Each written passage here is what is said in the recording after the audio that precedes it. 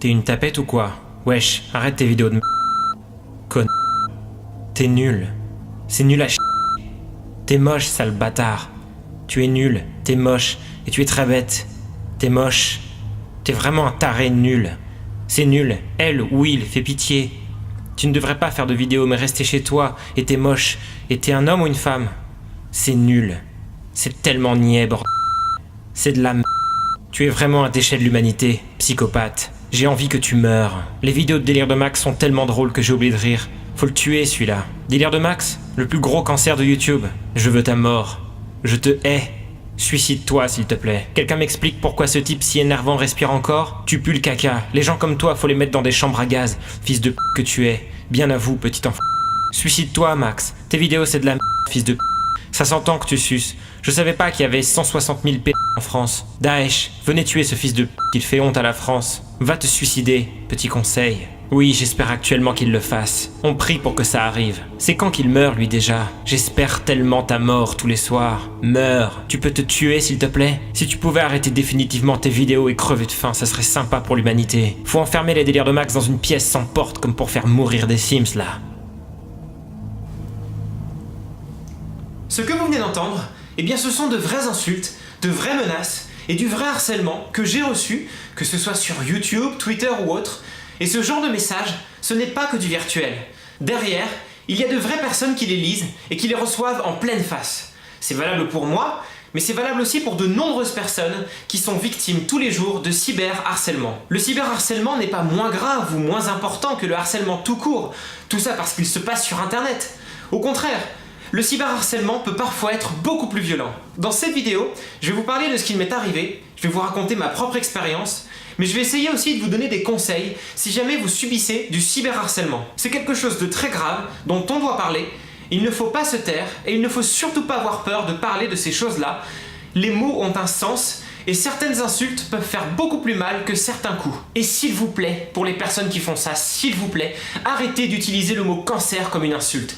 Le cancer est une des pires maladies qui existent. Des millions de personnes en souffrent et se battent chaque jour pour tenter de survivre. Je ne souhaite à personne de subir ça, ni d'avoir une personne de son entourage qui souffre d'un cancer. Quand on sait ce que c'est, et les conséquences que provoque cette maladie, on n'a surtout pas envie d'utiliser ce mot. Le cyberharcèlement fait de plus en plus de victimes dans le monde, des jeunes qui sont harcelés, humiliés, menacés sur internet, des jeunes qui se sentent écrasés par ce harcèlement, à tel point qu'ils se suicident. Je pense à Anthony, 18 ans, français, Amanda, 15 ans, canadienne, Raytay, 17 ans, canadienne, Anna, 14 ans, anglaise, Marion, 13 ans, française, et à toutes les victimes de cyberharcèlement qui ne sont plus parmi nous aujourd'hui.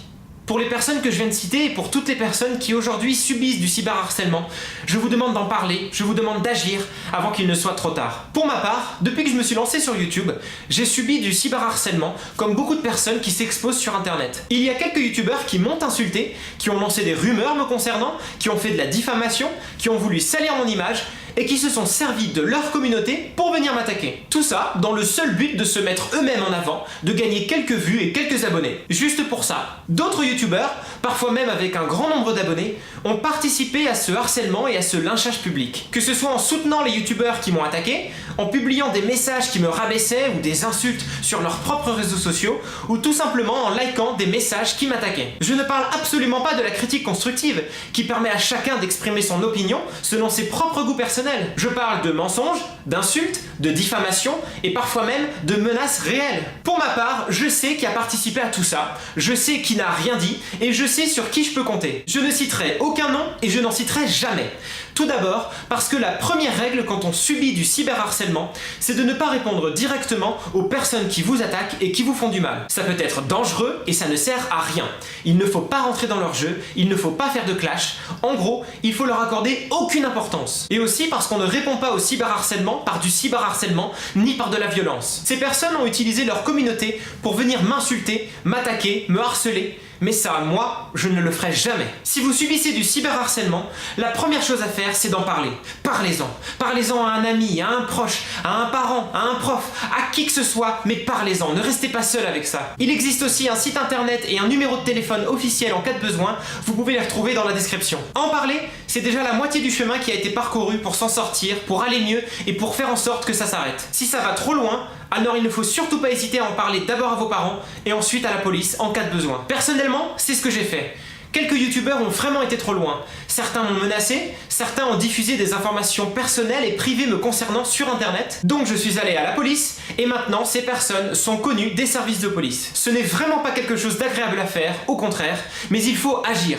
Et puis tant pis pour eux, il faut aussi que ces personnes comprennent que leurs actes ont des conséquences. Mais surtout, je le redis, il ne faut pas avoir peur, surtout pas. Car ces personnes qui vous attaquent sur internet, qui vous menacent, qui vous harcèlent, eh bien ce sont des personnes très faibles et très lâches. Par exemple, lors de soirées ou d'autres événements, j'ai déjà croisé des youtubeurs qui m'avaient attaqué, qui m'avaient insulté et qui avaient participé à la diffamation me concernant et qui avaient été très bavardes sur internet, mais qui, quand elles étaient en face de moi, n'avaient plus rien à dire. Certains même ne sont même pas venus me voir, on fait comme si je n'existais pas, alors qu'elles parlent souvent de moi sur internet. Mais en même temps, c'est normal, parce que ceux qui insultent, qui harcèlent et qui lancent des rumeurs sur internet sont très forts derrière leur écran, mais dans la vraie vie, ils sont très faibles. Et même, d'après certains psychologues, ceux qui font du cyberharcèlement ont des problèmes psychologiques. C'est à nous tous d'agir pour lutter contre ce genre de comportement. Si vous voyez des messages ou des images d'insultes, de menaces, de violences, signalez tout de suite ce genre de messages et aussi les comptes des personnes qui les envoient. Ne laissez rien passer, parce que ça commence par une insulte, mais ça peut aller très très loin. Pour ma part, dans l'espace commentaire de ma chaîne, sous mes vidéos,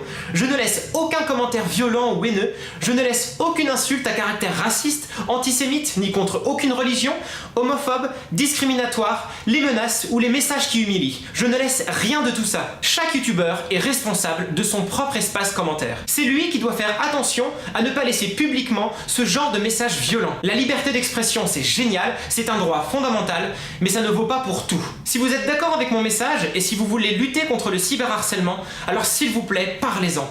Parlez-en autour de vous, lancez des discussions, aidez les personnes qui en ont besoin, signalez sur internet les messages violents, les insultes que vous voyez, et si vous voulez, partagez cette vidéo avec le hashtag non au cyberharcèlement. Et enfin, si vous voulez vous rendre compte de la violence de certains mots, des conséquences que certains commentaires peuvent avoir sur les personnes qui les reçoivent, allez voir la dernière vidéo de Nadège Candle où elle lit ses méchants commentaires et où ça va très mal se finir. Pour une fois, Nadège n'a plus envie de rire. Je termine en ayant une pensée pour Anthony, Amanda, Reite, Anna, Marion, tous ceux qui subissent du cyberharcèlement et leurs proches qui en souffrent aussi. N'ayez pas peur, prenez soin de vous et des personnes qui vous entourent et surtout, n'oubliez jamais de sourire.